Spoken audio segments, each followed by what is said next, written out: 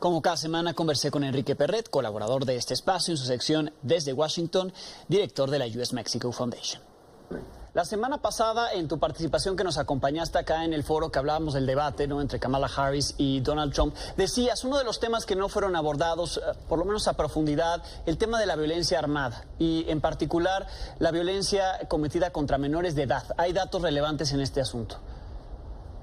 Hay unos datos muy fuertes, Alejandro, y lo que comentábamos la semana pasada es que en el debate no se había abordado a profundidad alguna propuesta o políticas públicas pues que ataquen, vaya la redundancia, a este mal en la sociedad de los Estados Unidos. Más allá de si estamos a favor o en contra de la libertad de los estadounidenses de poseer armas o de comprar armas, los datos pues son bastante alarmantes.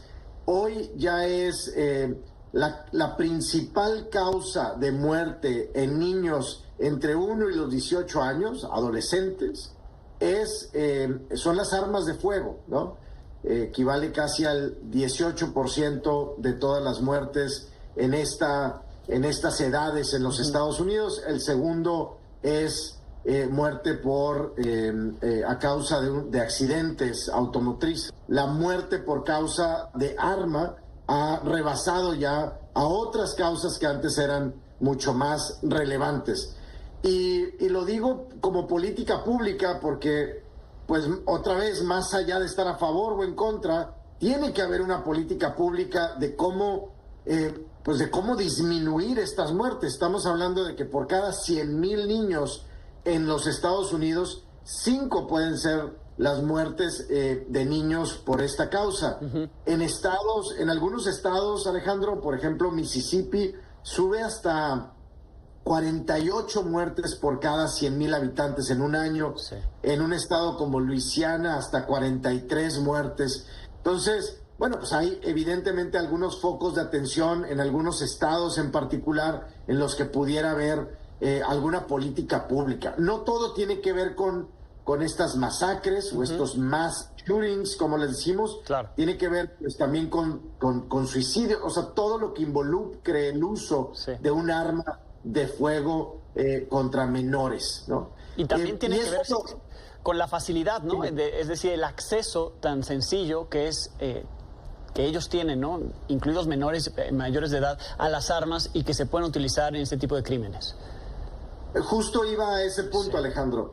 El año pasado, en el 2023, en los Estados Unidos se vendieron 16.5 millones de armas, ¿no? Uh-huh.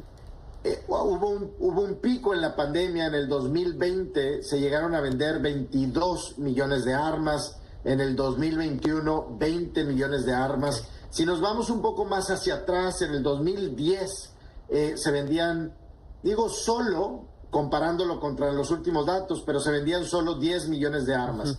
Si tú vas acumulando estos datos, Alejandro, en tan solo una década, digamos, se pudieron haber vendido pues mucho más, uh-huh, de 100 millones de armas en los Estados Unidos. Cuando piensas en una población de 360 millones de habitantes, pues estás hablando de que probablemente haya mucho más armas allá afuera que habitantes en este país. Sí.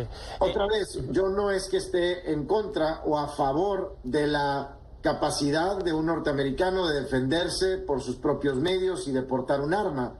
Simplemente digo que hoy hay niños y jóvenes que mueren en Estados Unidos a causa de eso que dices tú, de ese acceso fácil a las armas. Y vaya, creo que hay mucho que hablar, creo que hay mucho que hacer ahí y creo que hay mucha política pública que se puede implementar.